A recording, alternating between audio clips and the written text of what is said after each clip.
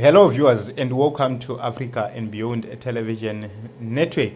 And it's very important that we continue to take a look on what's happening in the nation of Zimbabwe.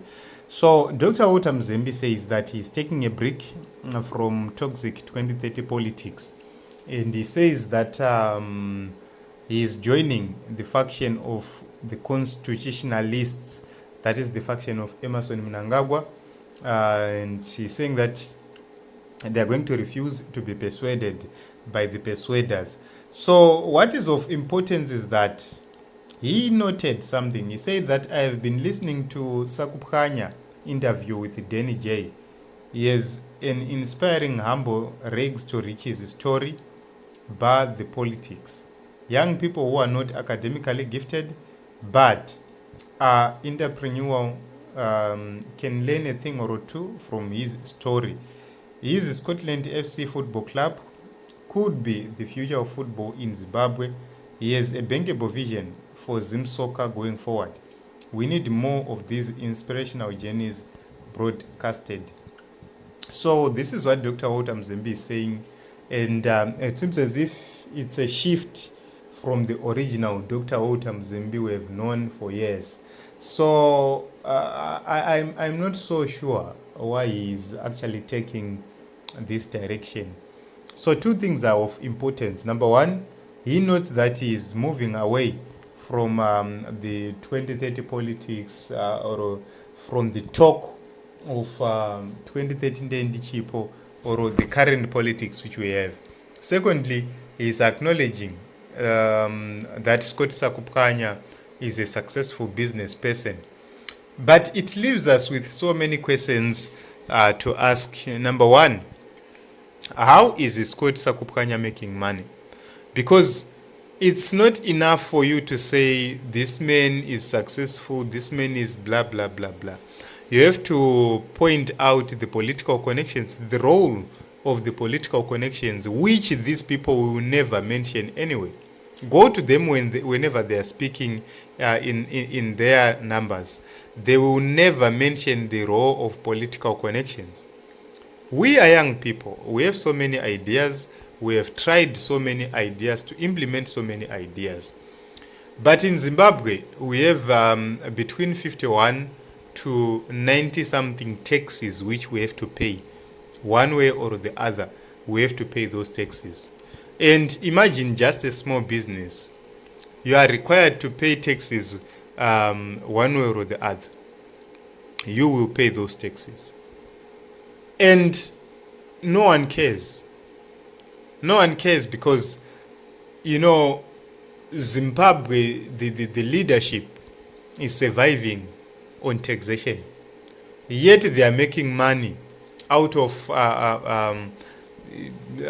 the raw materials, out of the national resources, which are supposed to be benefiting everyone. So, I want to give a clear example. Scott Sakuphanya is dealing in gold. How much is he paying in taxes compared to what we are paying in taxes in other businesses? So, over-taxation which is happening is destroying Zimbabwe, is destroying businesses, is destroying the nation. Because businesses are taxed, overtaxed. Individuals are overtaxed. You pay payee, you pay income tax, you pay all sorts of taxes, you pay NASA, you pay this, you pay that. You know, civil servants are having around 12 deductions on their pay slips. Imagine 12 deductions. We have not mentioned Vananyaradzo, we have not mentioned mama insurance services. This is the biggest problem which we have in Zimbabwe. So if you look at the rate people pay taxes and the rate services are delivered, then it becomes a very huge problem. We are paying AIDS levy, but at the end of the day, you are told that USAID was covering the gap in terms of making sure that they bring medication, HIV and AIDS, as well as paying manesses. Where is that money going? Yatache badara ku AIDS levy all along. So all those issues are very, very important. And when you ask Dr. Mzembi and others about those things, I know that they will meander, they will refuse to actually deal with these matters. So this is the reason why I always say it's very difficult to trust Zanu PF people. Very, very difficult to trust them. Because each and every time they introduce new things, they will say new things. Each and every time they will introduce stories, and those stories will be trying to provoke young people. I'm one of the people who have tried by all means possible to invest in this Zimbabwean economy, but it's not viable. I just want to give you an example of bank charges. If somebody is to make transactions, kwandiri achibhadhara ne-ECOCASH, achibhadhara ne-swipe, what it means for me to be able to access that money, I will lose a lot. I will pay 2% IMMT tax. I will pay my bank charges, all those things which I'm going to incur. And I'm a small business. Imagine you always a profit yako, and pay every $100, you are going to lose around $5. For you to be able to access cash, in terms of, it doesn't matter whether you are, because I will need to transfer money from my account to the supplier's account. They will charge my transactions, my bank charges and everything. And then you ask questions, what is really happening?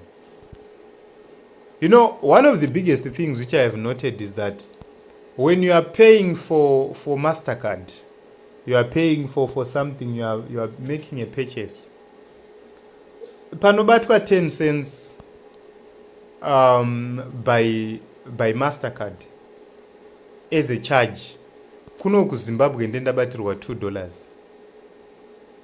Just make that transaction, ndatobatirwa $2. If I am making a transaction from other country to Zimbabwe, ndinobatirwa ma-cents, but kuno ku Zimbabwe ndatobatirwa $2 already. Same transaction ndiri kubatirwa just a few cents in South Africa to Zimbabwe, ndiri kubatirwa $2 right here in Zimbabwe. Why? It's because we have exorbitant charges. That is the reason why you are seeing my small businesses avasikuda kutora vana ECOCASH nanachi, or if they are to take swipe ECOCASH, they use my prices manual. That is the biggest problem. If you don't do that, uno broke, uno dona.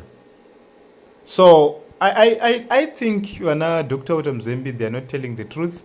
Deliberately is not telling the truth. So I have seen so many responses. It seems as if everyone is actually agreeing kuti zvirikutorwa naMzembi azvishande, it will never work. Kana munhu akatongopinda kuZanu PF akatoshandawo neZanu PF, zvakutonetsa, because you are telling us kuti hanzi tiende tinoteerera interview yemunhu ari kunyepa. Those people are liars. Those guys are liars, 100% liars. Yes, they don't tell the truth. These are people who are making money from illicit trade, gold, minor gold, say, yet the whole country is suffering. Have you ever asked kuti out of gold resera vari kumaina vachiflaunta mari, vachiunganidza mari, vachifamba necash? Have you ever asked kuti how much have they paid in taxes? You'll be shocked, because gold in Zimbabwe has been privatized. It's now helping and benefiting just a few individuals. It's no longer benefiting the people.